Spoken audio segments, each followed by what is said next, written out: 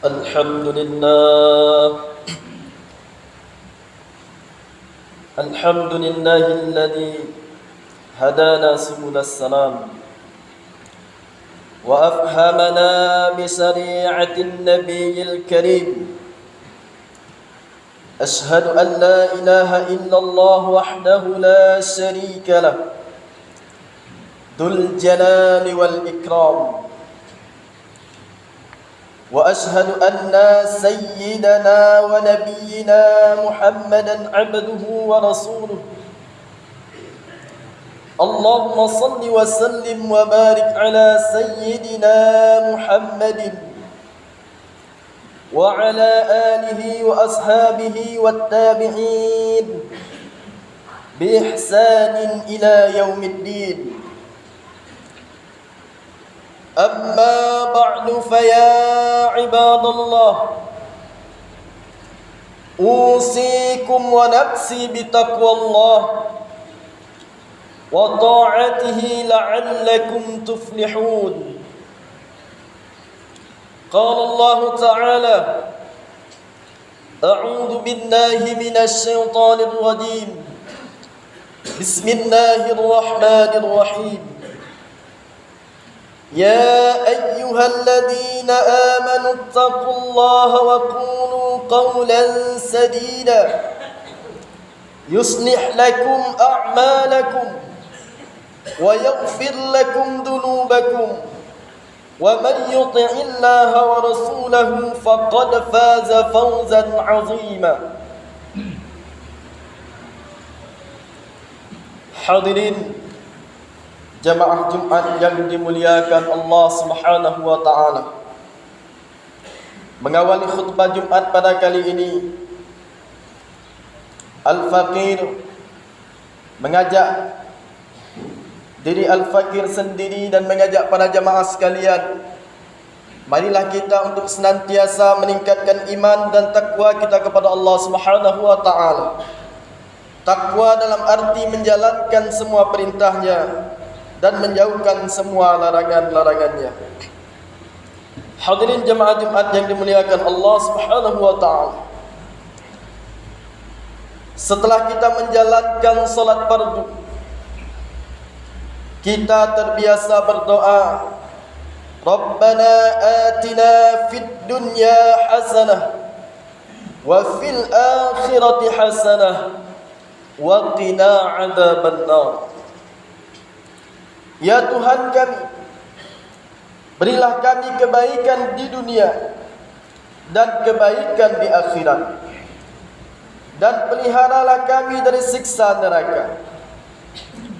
Pertanyaannya, bagaimana cara menggapai hidup bahagia? Tentu kita akan menjawabnya sesuai dengan tuntunan Allah Subhanahu wa taala dan Rasulullah sallallahu alaihi wasallam. Dalam Al-Quran surat An-Nahl ayat 97, Allah Subhanahu wa taala berfirman, A'udzu billahi minasy syaithanir rajim. Bismillahirrahmanirrahim.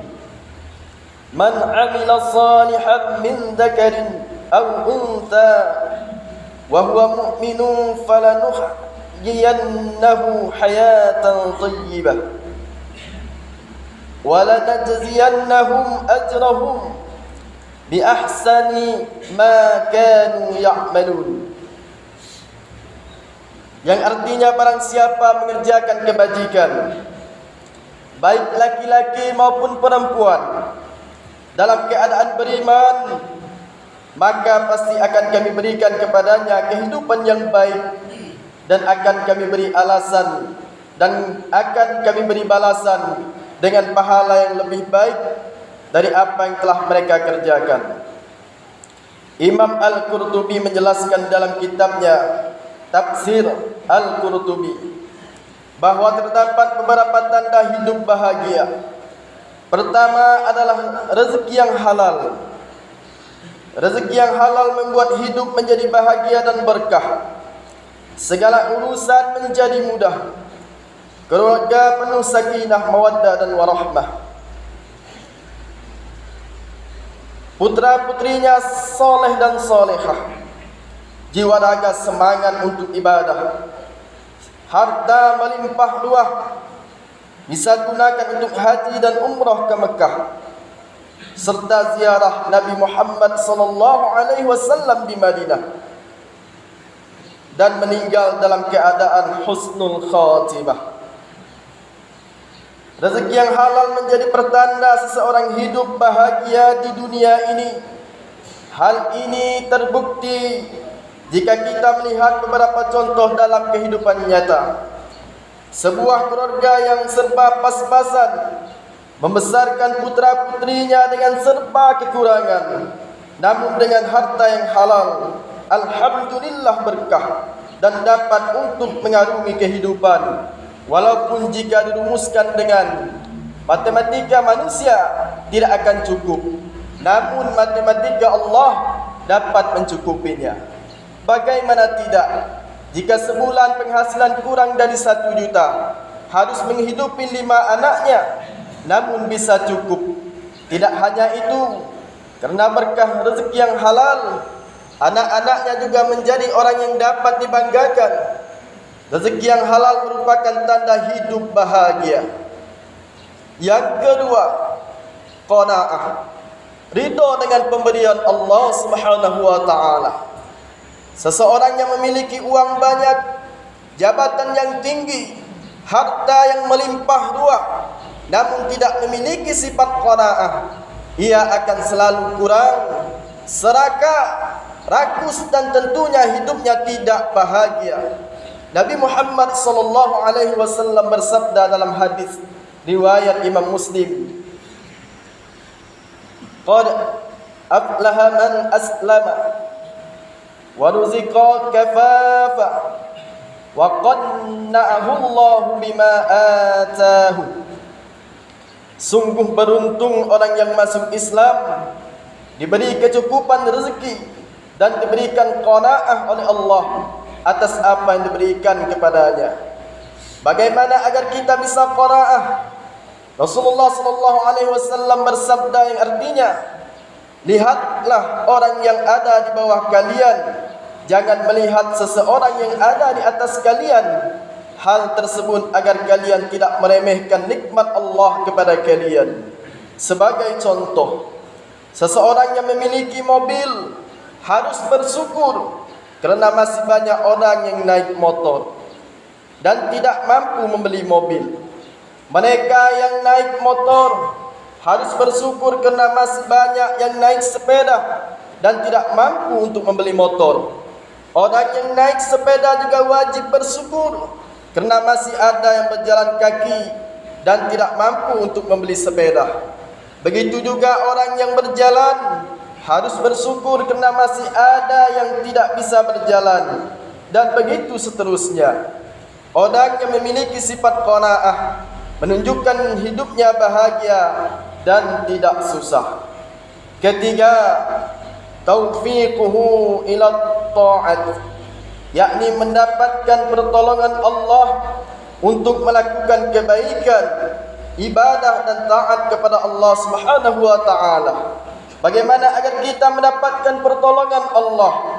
Allah Subhanahu wa taala berfirman di dalam Al-Qur'an surah Muhammad ayat 7. A'udzu billahi minasy syaithanir rajim. Bismillahirrahmanirrahim. Ya ayyuhalladzina amanu in tansurullah yansurkum wa yutsabbit aqdamakum. Hai orang-orang mukmin, jika kamu menolong agama Allah, niscaya Allah akan menolongmu dan meneguhkan kedudukanmu.